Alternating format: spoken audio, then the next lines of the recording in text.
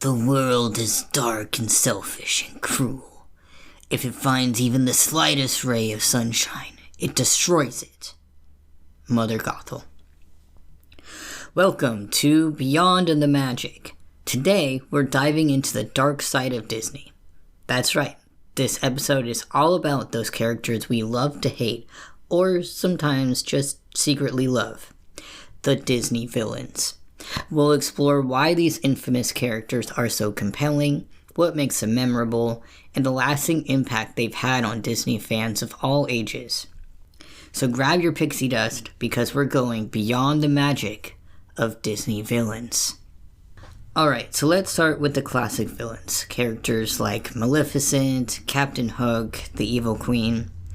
These characters are iconic, and I think part of it is because they're so unapologetically evil.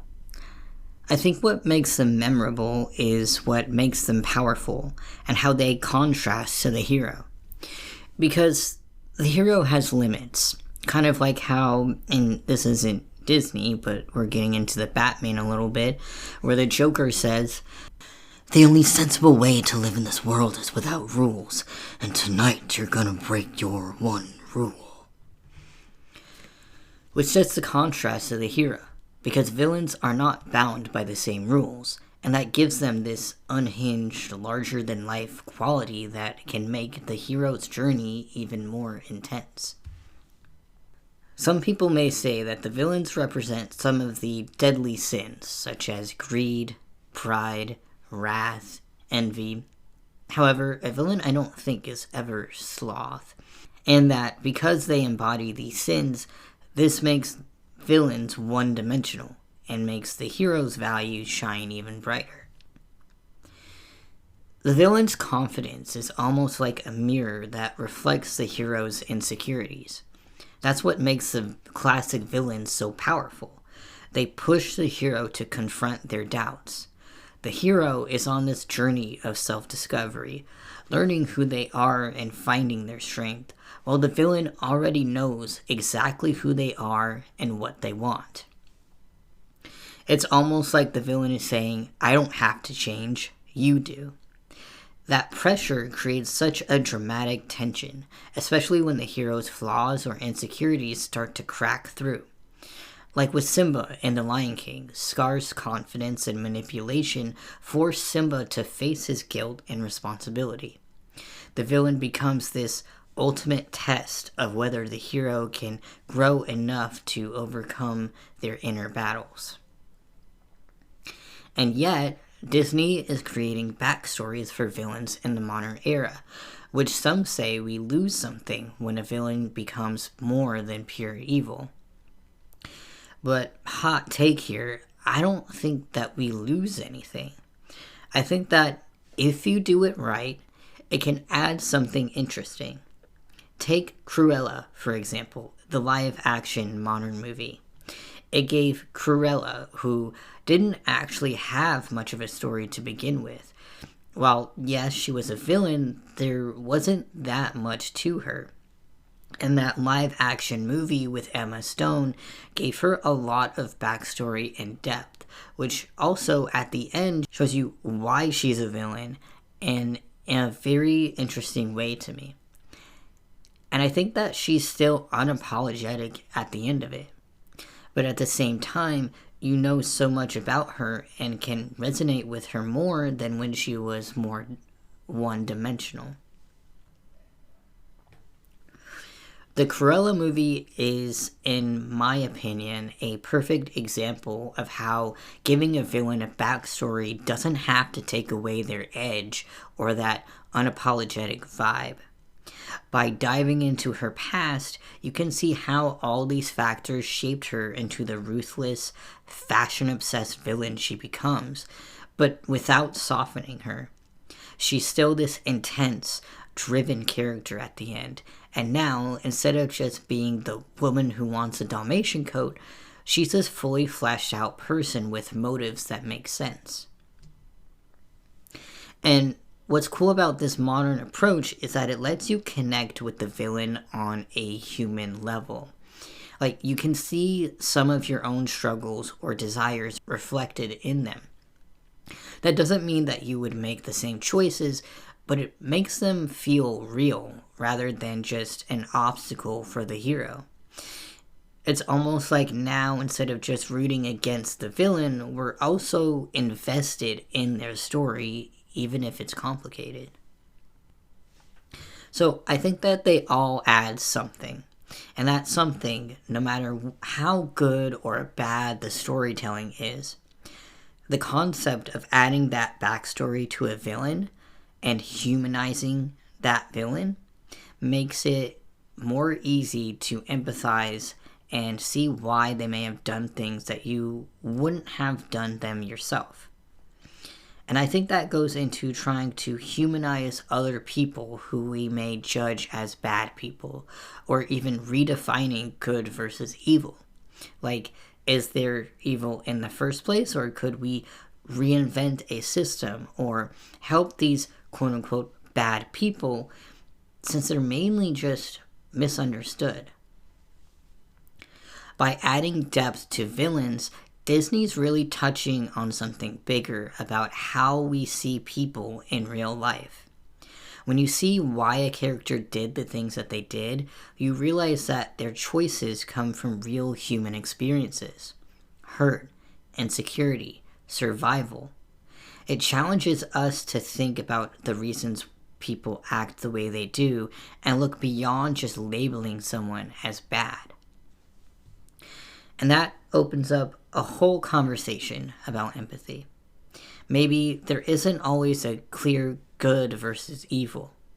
Sometimes people make terrible choices because of their circumstances, not because they're born villains. It's almost like Disney is suggesting that, in a way, nobody wakes up deciding to become a villain. Instead, they're shaped by events, pressures, or mistakes. So that, in a sense, maybe it's not about beating or destroying evil, but understanding it and ideally finding a path that heals those underlying issues. But when it comes to classic villains and modern era villains of giving people a backstory or characters a backstory, I think that there should be a mix of evil and misunderstood. Because the villains that are quote-unquote purely evil still resonate with that iconic fashion, with the pure confidence, knowing what they want. There are value in those traits, even as a villain in the Disney way. Because while they try to take over the world, it's more fantasy-based. So it's still an abstract villain. It's still, evil light.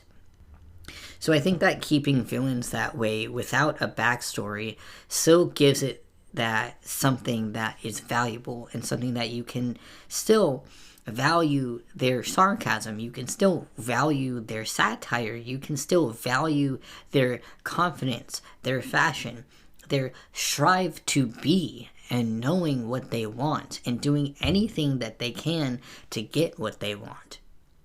Because those traits are still something to attain for, something that still can be reflective. And with all of these villains, I still don't think that they are quote-unquote one-dimensional. Because if you look at the stories, there are things that you can pick up and say, that's why they're evil. For example, Scar, the reason why he's evil is because he resents his brother, who is king, and he thinks that he should be the king. And I'm not sure if Scar was older or something came in the middle of their sibling rivalry, but Scar's resentment of his brother is what makes him do what he does. Ursula has a similar sibling rivalry with Triton, which created resentment in her and wanting to take over the ocean and revel in power. But we can't talk about villains and not talk about the overlap or discourse between the LGBT community. Meaning, some say that Disney villains are LGBT coded. Ursula specifically was inspired by the drag king Divine, which adds an extra layer of cultural significance to her portrayal. The way these Disney villains express themselves often breaks the mold of traditional gender roles, showcasing a level of freedom and self-expression that resonates with LGBT audiences. Their larger-than-life personalities can be seen as a celebration of individuality, which is something many people find empowering. Hades is another example that has that sarcastic wit and certain stylishness that can appeal to those who appreciate a more flamboyant character. His confident demeanor and ability to embrace his role as the bad guy also add to this idea of freedom from societal norms. The intersection of villainy and LGBTQ representation can also spark discussions about acceptance and the celebration of differences. Villains often become cult favorites, not just for their evil deeds, but for how they defy expectations and norms in their own right. On the other hand, the association of these traits with villainy can be problematic. It's crucial to examine whether these portrayals perpetuate stereotypes that link queerness with negative traits. If the villains embody traits that are often associated with the LGBTQ community, but are also portrayed as the antagonists, it raises the question of whether Disney inadvertently suggests that these traits are bad. This duality can create a complex relationship with these characters. While they can empower some, they can also contribute to a narrative that suggests being different is somehow linked to evil or wrongdoing. It's a nuanced conversation, and many fans and critics are actively engaging with these themes, which can lead to a greater awareness and discussion about representation. And maybe shifting into the backstories for these villains will let people know that the villain isn't bad, their choices are. I would also like to see LGBT-based movies, one where a gay couple is normal and just one of the romantic movies. So that when you see a villain, it's not necessarily villain-coded, because even any minority group can be bad. But they're not bad because of their identity. They can be bad because of their choices. Just because you're part of a minority group doesn't mean you're innocent. But it doesn't mean that you're a villain either. This could also impact how we see heroes with this kind of storytelling. And I think the way that we will see it is that everyone is human. And what you may associate with being a hero might just be how we associate the traits of a brave person who wants to do good.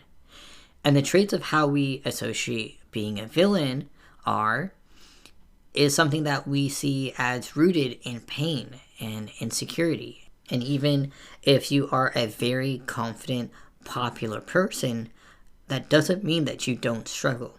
So I think that across the board, it will show that humans are flawed no matter if they are a hero or a villain, quote unquote. Which I hope, in turn, will help audiences across the board be more empathetic. And there might be more of an analysis in the real world of why someone might be doing the decisions they're making. And that could be for good and that could be for bad. And I think it will make characters more relatable overall, especially for someone who is like a teenager and up, who is struggling with inner turmoil or decision making. They might be more inclined to resonate with villains, with the backstory, and maybe find some insight on their own. And there you have it. The fascinating layers of Disney villains and what they reveal about us, our fears, our insecurities, and even our empathy. Villains might be born from darkness, pain, or even misunderstanding, but they also challenge us to look deeper in our own complexities. As Disney evolves these characters, we're invited to explore the thin lines between good and bad and to see beyond labels. So as you watch your favorite Disney movies again, consider the villains with a fresh perspective. Think about the reasons behind their choices, how they mirror their heroes, and ultimately, what they teach us about the human experience. Thanks for joining us on the dive beyond the magic. Until next time, stay curious, stay kind, and remember, everyone's story deserves to be heard.